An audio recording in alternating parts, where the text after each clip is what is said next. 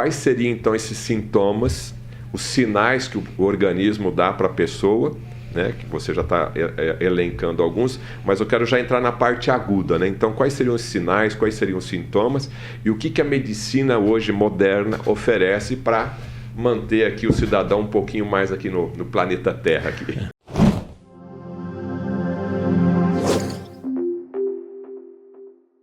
Existem alguns sinais de alerta, né, do infarto agudo do miocárdio. Na verdade, o leque de apresentação do paciente com infarto agudo, ele é amplo. Não existe uma forma só de apresentação. Para você ter uma ideia, pacientes que infartam, eles podem ser desde assintomáticos. O que quer dizer isso? De nunca terem sentido. Pode um paciente ter um infarto e não saber que ele teve infarto? Pode.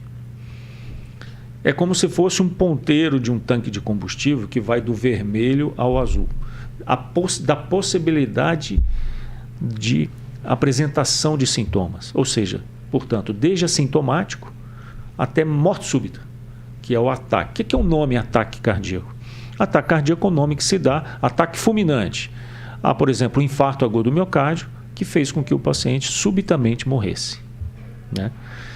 Então, entre o assintomático e o morte súbita, você pode ter inúmeras formas de apresentações. Porém, a mais comum delas, e que nós devemos dar atenção especial, é a ocorrência da dor no peito. E é uma dor característica. Nem toda dor no peito é infarto, certo? E nem todo infarto cursa com dor no peito, principalmente naqueles pacientes mais velhos, portadores de diabetes, às vezes doenças crônicas, imunocomprometidos. Quem infarta deveria ter, todos que vão infartar ou que infartam, a gente fala que deveriam ter o privilégio de sentir a dor no peito do infarto, porque ela é o principal sinal de alerta da possibilidade da pessoa estar infartando. E o objetivo da dor é esse, né? E o objetivo da dor é chamar a atenção. E muitas vezes, antes de infartar, o paciente já vem tendo dor no peito, que a gente chama de típica, ou de características isquêmicas, né? Isquêmica a gente fala é porque está entupindo, como um anúncio, um prenúncio da tragédia do infarto, que a gente chama de angina prévia ao infarto, que é os esforços, o paciente sobe escada, anda rápido, começa a ter uma opressão no peito. A dor de infarto, ela não é localizada. Quando o paciente consegue localizar a dor no peito, provavelmente não é do coração. A gente chama de dor referida. Então é uma dor difusa, espalhada, ardida, né? Opressiva, que pode espalhar para o pescoço, às vezes para a mandíbula, para os braços, para a parte posterior das costas. Essa dor ela tem a ver com a circulação que já está deficitária?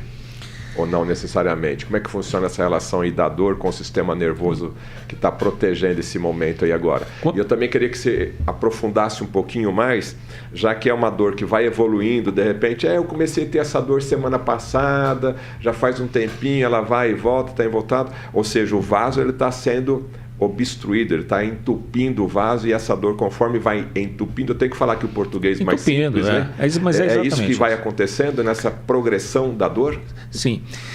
Quando o infarto é fulminante, ocorre uma formação aguda de coágulo que entope 100% da passagem de sangue naquele caninho que vai para o órgão, certo? Mas muitas vezes esse entupimento não é total. Ele vai ocorrendo aos poucos, a placa está inflamada e vai soltando pequenos coágulos do sangue que se formam ali, e esses coágulos vão entupindo, a gente chama de microcirculação do órgão. Isso é suficiente para gerar dor nas terminações. Todos os nossos órgãos, eles têm inervação, né? A inervação visceral, certo? A isquemia é um potente estímulo da ativação do sistema nervoso. A isquemia é a falta de oxigenação. A isquemia exatamente, é o entupimento causado por essa placa ou a formação de trombos, coágulozinhos que entopem a microcirculação. E às vezes esses pequenos coágulozinhos, vamos tentar fazer com que a pessoa que enxergue, visualize isso. Ela vai entupindo aqui 30, 40, 50, 60, 70% e vem um outro coágulozinho, mas a própria circulação de repente empurra ele para frente. É mais ou menos isso que vai acontecendo. Até tem uma hora que vai entupir tudo, né? Exatamente. Porque na verdade, às vezes, você está ali no local da placa, tem que pensar na placa como se fosse um pequeno vulcão em erupção.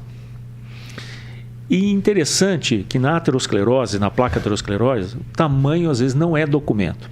Eu costumo dizer o seguinte, todo mundo já viu filmes com aqueles vulcões enormes, aquelas montanhas gigantescas, mas sem atividade nenhuma.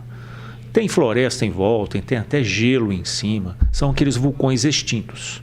Então muitas pessoas desenvolvem aterosclerose, que são o crescimento desses vulcões, porém elas percebem ao longo do tempo que elas têm fatores de risco que precisam ser cuidados. Começam a tratar pressão, atividade física, dieta adequada, e elas passivam essa placa. Essa passivação da placa seria então a extinção desse vulcão. Existe a presença física da placa, mas não existe atividade inflamatória da placa que vá estimular a coagulação do sangue sobre ela.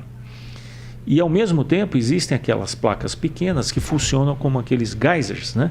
Aqueles pequenos vulcões que são no chão, não tem nem tamanho, mas que tem uma atividade sísmica, de lava, de erupção constante, que se você botar a mão ali, você queima, você morre. Essas são as piores. São as placas de crescimento rápido, porém que não atingem um tamanho que levam à obstrução do vaso, mas que elas se rompem no endotélio, no sangue, e o sangue imediatamente ele percebe aquela atividade inflamatória da placa e coagula a placa, só que coagula o vaso também.